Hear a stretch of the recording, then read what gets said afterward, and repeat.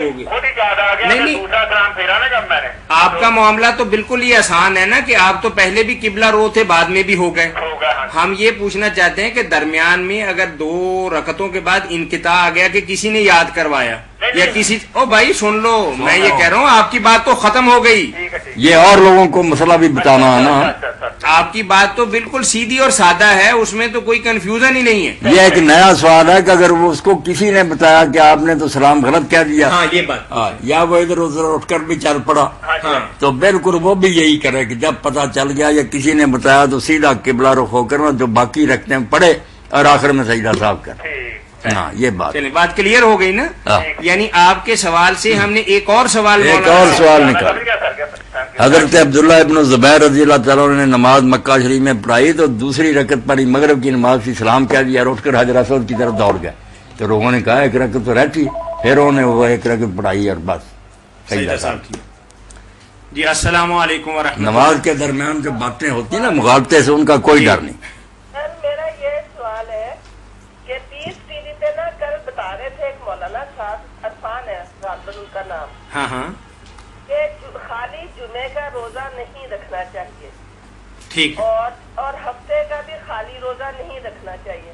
روزہ ہفتے سے شروع نہیں کرنا چاہیے, اور جمعے کا اگر روزہ رکھے تو پہلے جمعرات کا رکھے پھر جمعے کا رکھے, اور اگر ہفتے سے شروع ہی نہیں کرنا, بالکل ہفتے سے بالکل شروع روزہ کرنا ہی نہیں. اگر ہفتے کا ہی چاند نظر آ گیا اور ہفتے کی رمضان کے علاوہ بتایا نفلی روزوں کی بات, ٹھیک ہے ٹھیک.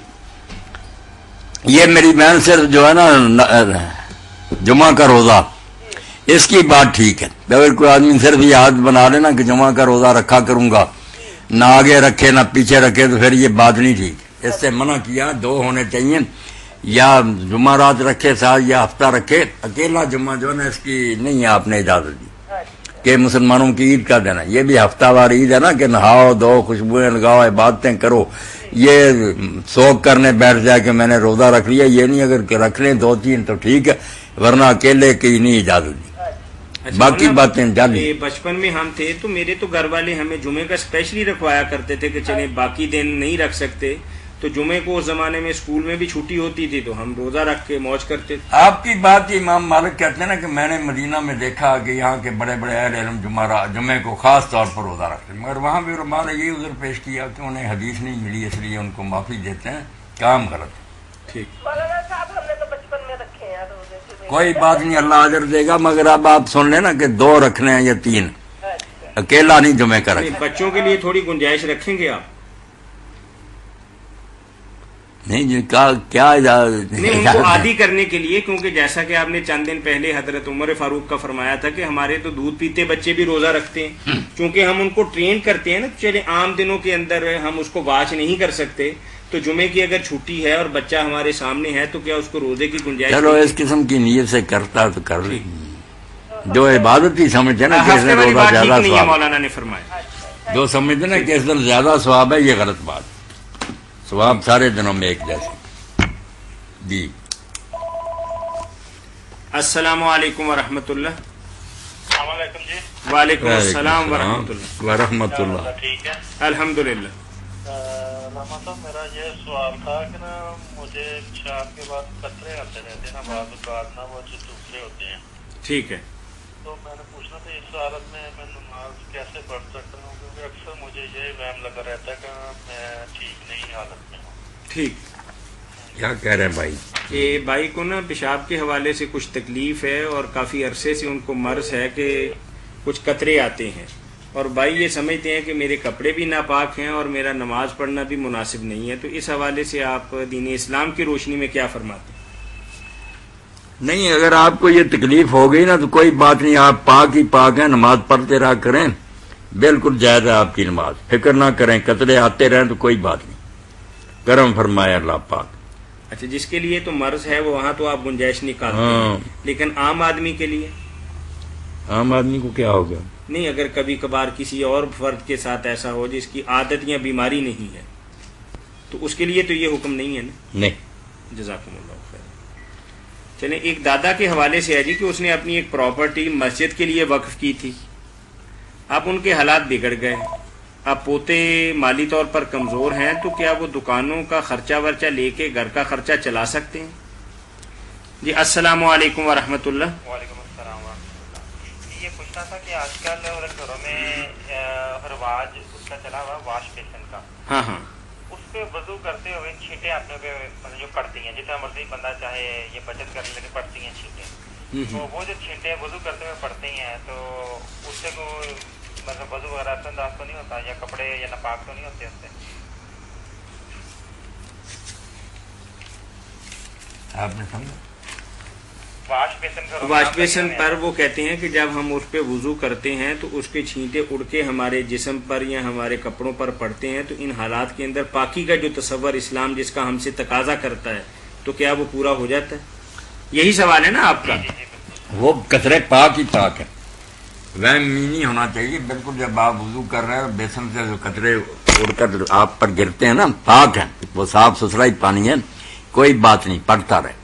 इसी से मुतल्लिक़ एक और सवाल है कि आजकल वो माएँ बच्चों को मतलब पोटी पेशाब भी अक्सर वो बेसन के ऊपर, वाश बेसन के ऊपर ही साफ कर देती हैं या धो देती हैं बच्चों को, तो उस सूरत में भी वाश बेसन पे मतलब वजू करना ठीक है? हाँ ठीक है, ठीक।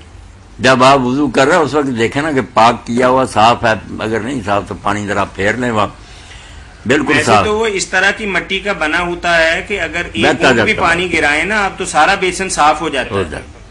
थोड़ी सी एहतियात कर लें अगर ऐसा करती हैं, क्योंकि बाज़ औक़ात बच्चे को पकड़ के माएँ ऐसा करती हैं ना। वसवास का शिकार नहीं होना चाहिए। जब आदमी वहमी हो जाए ना कि ये शायद नापाक है तो फिर तो इब्लीस जान ही नहीं छोड़ता, हर वक्त परेशान।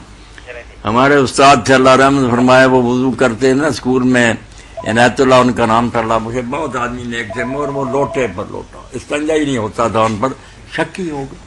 तो ये बहुत बड़ी बीमारी है, नजात पाक ही पाक। अस्सलाम वालेकुम व रहमतुल्लाह। जब तक यकीन ना हो कि साफ गंदगी लगी है कोई बात। जी भाई मैंने ये सवाल पूछना था कि मौसीकी इस्लाम में जायज़ है या हराम है?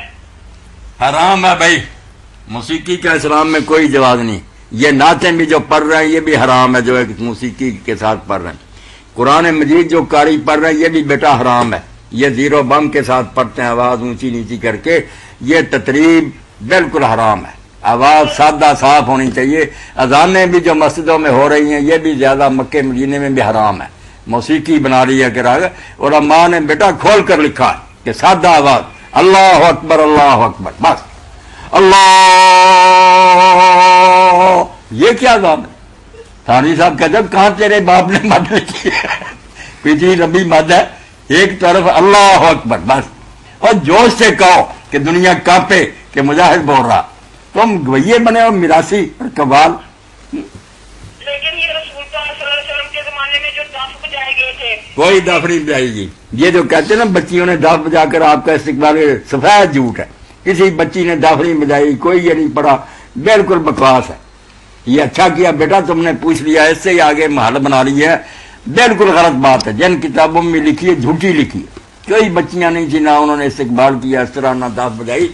दफ की इजाजत सिर्फ शादी में, कि शादी के मौका पर ना छोटी बच्चियां दफ बजा लें, थोड़ा बहुत प्यार मोहब्बत की बातें गा लें, ठीक है, ये थोड़ी सी इजाजत मिली है, सुई के नाके के बराबर। इसमें से हाथी गुजारना है। अल्लाह के रसूल ने जब ईद के दिन आप लेटे हुए थे, बच्चियां इस तरह दफ बजा रही थी, हजरत अबू बकर आए, उन्होंने कहा रसूल के घर में मारो शैतान, शैतानी साथ, क्योंकि उनके दिमाग में था कि मौसीकी हराम है।